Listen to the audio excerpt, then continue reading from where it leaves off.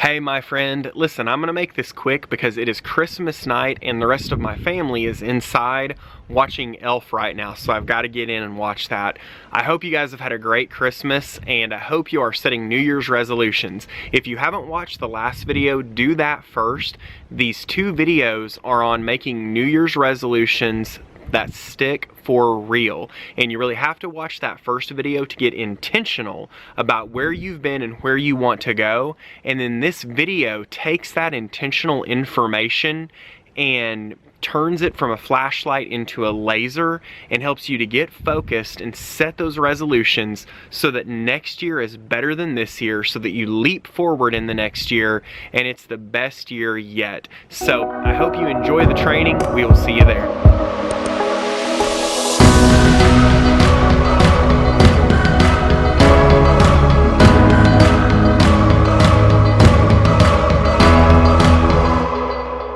Hey, this is Stone, and I'm really excited to be talking to you today because it is the time for a new year. And with the new year brings a fresh start, brings new beginnings, and it really brings this feeling that we can accomplish anything and make any shift or any change that we want to make. So let's use this momentum and make the changes. But we all know what the problem is with New Year's resolutions, and that is, even though we feel we can change, we set these pie-in-the-sky hopes and dreams with no real strategy to make them happen. So how do you get New Year's resolutions to stick? Well, in this podcast and in the last video, I get really clear that I have a plan, and this is a plan I have done for years. It's been modified and tweaked to be better over time, but it is tried and tested that it will help you to not only get clear on what your resolutions really are and should be, but it will help you to integrate them into your time management system. Now, last week we did a video that really helps you to get clear on where you've been, where you currently are, and really where you are going if you follow the same track. Now, this is something that you really need to do before you complete the exercise on this audio podcast. Every year that I do this, I find that there are things that just become clear by doing the exercise from the last video that show me, hey, this is really the direction I'm heading in. Do I want to be? Do I not want to be? Or, hey, I really have a gift in this area, or I'm growing within this area. Maybe I need to focus on this. Or, you know what? That was a failure. I really need to stop devoting time to that and move into this area. And you don't get that type of insight with everything else that's going on in your head. You really get clear through doing the last video. And these two, the video and this audio podcast really go together. So if you complete both, it's going to cause huge acceleration for you in 2016. But you really need to do both of them together, and I'm just here to serve and give you the most benefit that I can, and I'm telling you going through both of those is going to give you the most benefit. Alright, so let's start cooking with grease. We're going to do 5 points that are going to help you to set New Year's resolutions that stick. So the first thing you're going to want to do is you're going to want to take just 5 minutes, and you're going to want to write. And you're going to want to write down what it is that you want to do. Just as simple as that. And I'll kind of, as you type, you can go ahead and start typing. I will kind of help to jog your thoughts or accelerate your thoughts and help you to keep inspired and keep going. What do you want to do? What do you want to contribute? You know, what do you want, what type of contributions do you want to make to your family, to the people in your family? How do you want to contribute to your wife, to your children? How do you want to contribute to your church? What kind of contributions do you want to make there? How do you want to contribute to society? You know, what is it? What gifts do you want to contribute to society? Or how do you want to contribute to the world as a whole? What kind of contributions do you want to make? And just keep typing. Just type it out. What is it that you want to become? Okay? Who are you becoming and who do you want to become? What do you want your identity to be? How do you want your identity to expand from where it is right now? What is it or who is it that you want to become? Okay, what is it that you want to master? What do you want to master in the next year of your life? What is it that you want to upgrade? What is it that you want to take to the next level? How is it that you want to move forward? What skills do you want to continue to grow in? And type it out. What is it that you want to own? What are some things that you would like to own or some things that you would like to have that, not just useless junk, but things that would be beneficial to you? What things do you want to have or own in your life? Take 5 minutes and just write it out. What is it that you want to do? What do you want to contribute? What do you want to become? What do you want to master? And what is it that you want to own? And that's really the first step. And you can pause this if you need to, but give yourself a good 5 minutes and just furiously type it out. Furiously type it out and then come back to me. Okay, so let's go to step 2. Step 2, so anywhere that you see overlap between your answers of the 6 reflection questions and your answers from the exercise that we just did, you're going to want to circle or mark or make note of those items. For example, I gave the example last week that the first reflection question is on achievements. And I said one of my favorite achievements was having, when I hit the milestone of 100,000 viewers of my time management videos and training. That was a big milestone for me. And so that was one of the questions. What were some of your favorite achievements? So I wrote that down. Well, under what do you want to do?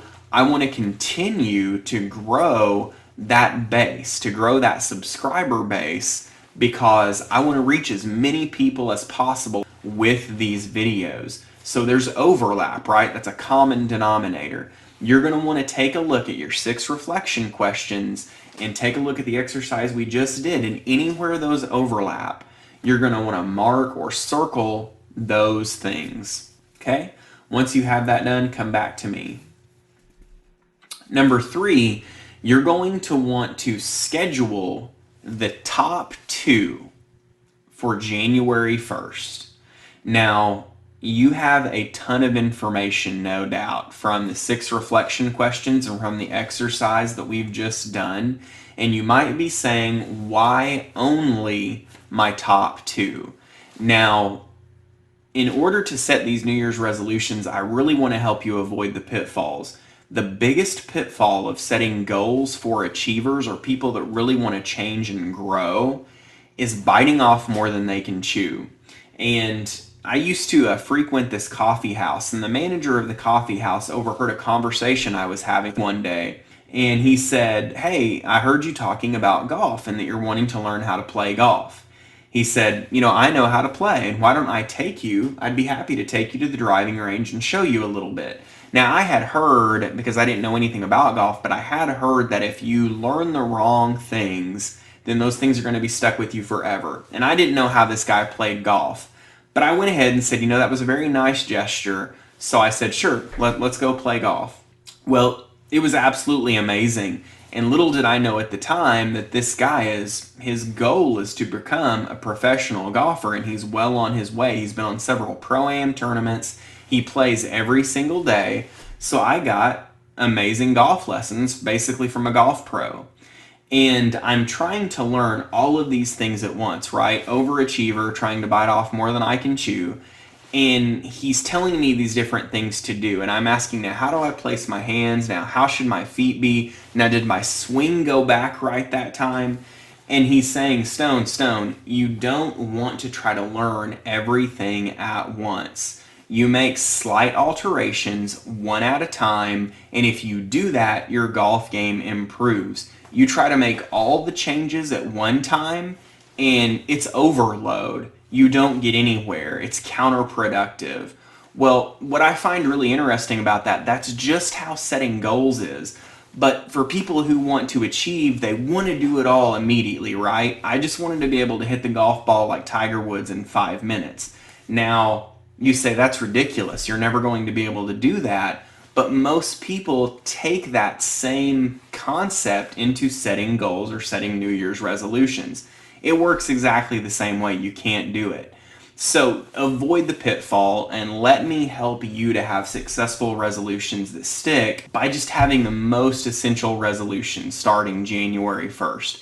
You really want to schedule your top 2, no more than 2. You could even go for 1, but let's say we keep it a maximum of 2 for January 1st.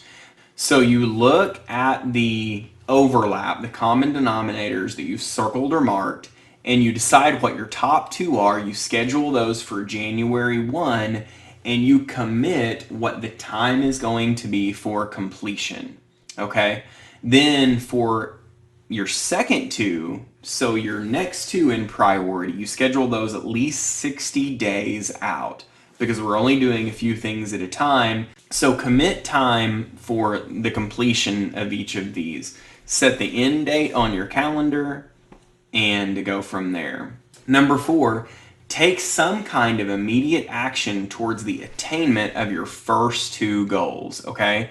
Take some kind of immediate action. Now, I wish I could say that I came up with this. I believe I've heard it first from Tony Robbins. He is really big on if you make a decision to do something, you have to immediately take action because you have momentum. You already have that fire inside of you if you've made the decision, right? So you want to take action right now to complete it. So that's number 4. And then number 5, check on these goals daily until they are complete.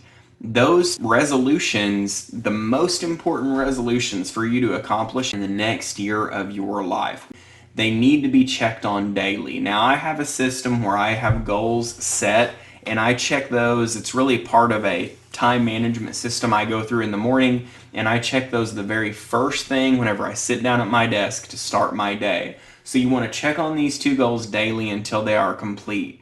And then really a bonus number 6, I mentioned this last week, but I'm going to hit on it one more time. If you look at anything you could possibly do to help you move forward in 5 minutes a day, the fastest thing that anyone can do to help them to grow and become more in less than 5 minutes a day is to read the New Testament through in 1 year. And you can read that through in 1 year in less than 5 minutes a day.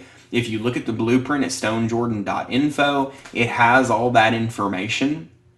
You just print it off, and then every day you check it off. And in less than 5 minutes a day, you can read through the entire New Testament. And I want to encourage you to set that goal for this year as well.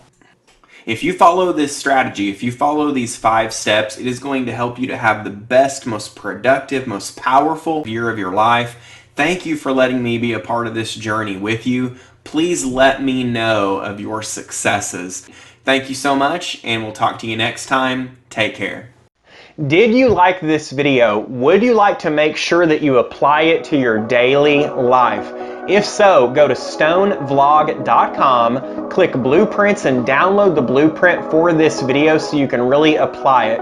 It's going to give you really the meat of what was discussed here today, and then it's more importantly going to give you your 7-day challenge. This is the part that really makes this applicable and makes you a doer more than just a hearer. So go check it out. That will also subscribe you so you receive these videos in your inbox every week so that you can continue to grow, continue to have deeper purpose and higher productivity, and become more. Thanks so much. Have a great day.